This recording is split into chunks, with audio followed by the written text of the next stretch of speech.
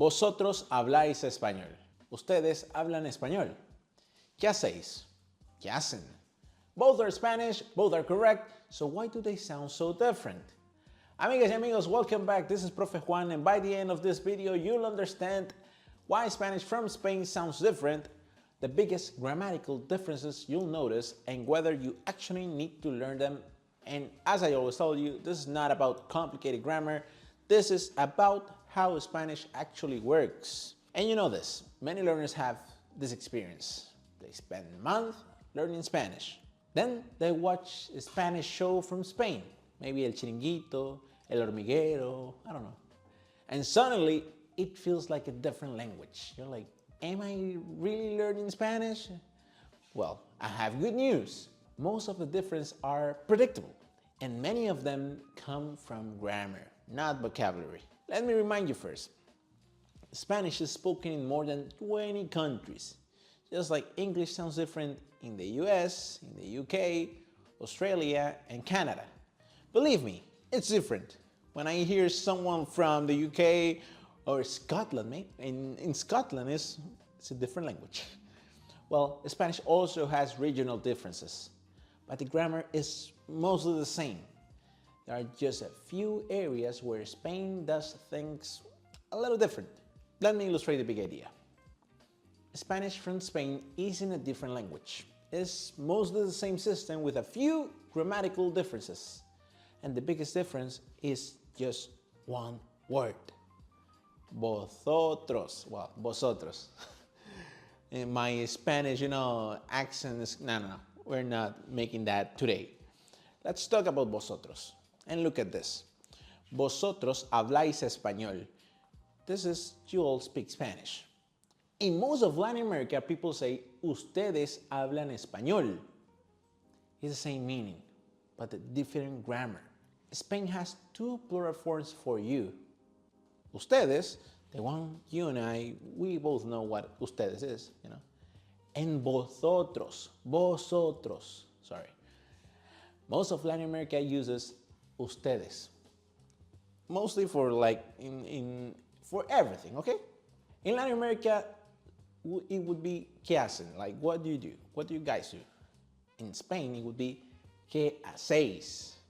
Oh, Juan, but you're talking about vosotros, but then you give me a different example. Bear with me, pay attention here. In Spain, we have something like ¿dónde vivís? In Latin America, we have ¿dónde viven? And this is probably the biggest grammatical difference learners notice. Because vosotros is not just a word, it's a different pronoun. And as a different pronoun, it has a different verb conjugation. That's why this viven becomes vivís.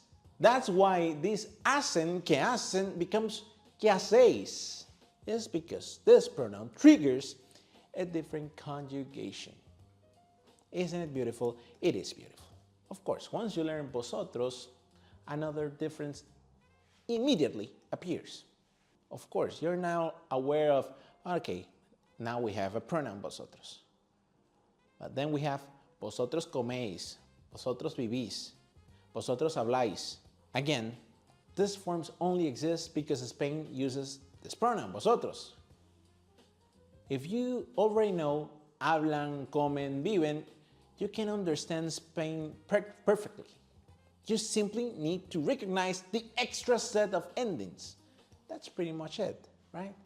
You have, instead of like the list of pronouns and conjugations, you add one more row. Simple.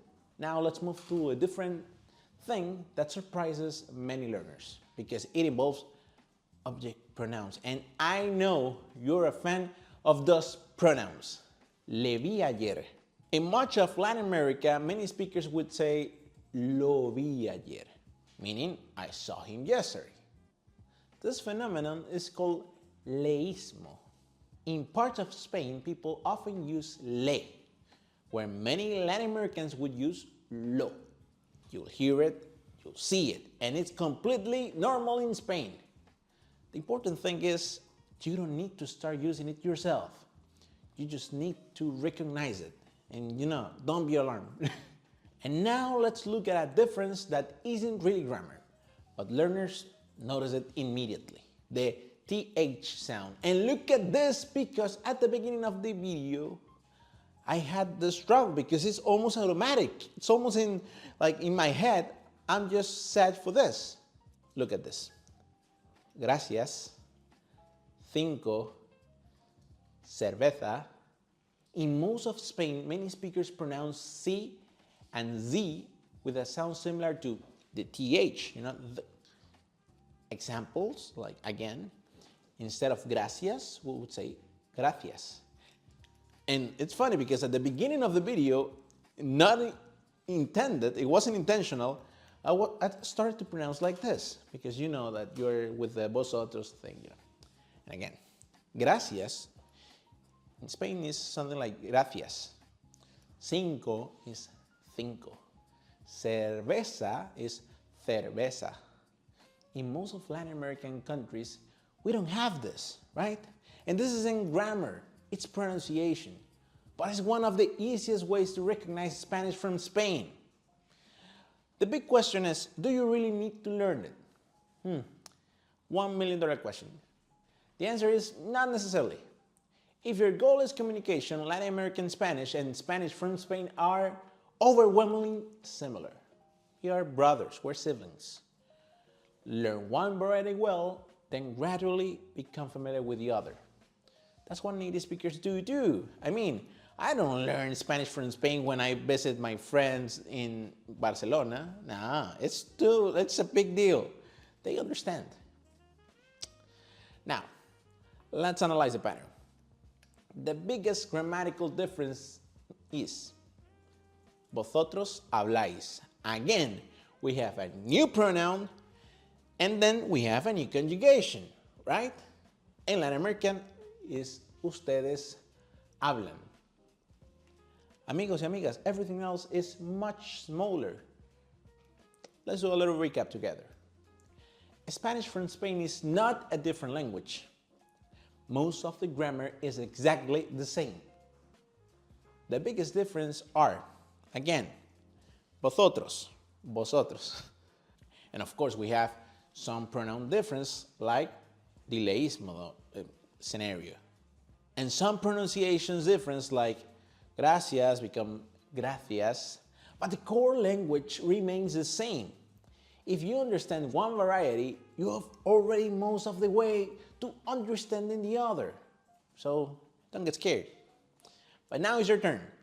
Write one sentence using this pronoun, this new pronoun, vosotros. And maybe you're already familiar with it and you're like, hey, that's easy. I just didn't know that where should I use it? But I know the conjugation because many books already include the vosotros pronoun in the conjugation charts. So give me an example, give me a sentence with the pronoun vosotros and obviously the verb conjugated. So, ¿dónde vivís? Vosotros habláis español, I don't know, whatever. One sentence is more than enough. As I always tell you, I'll be right there in the comments helping you, correcting you, giving you a thumbs up, liking your comments. And amigas y amigos, if this helped you understand why Spanish from Spain sounds different, like the video, subscribe y nos vemos en el siguiente video. Chau.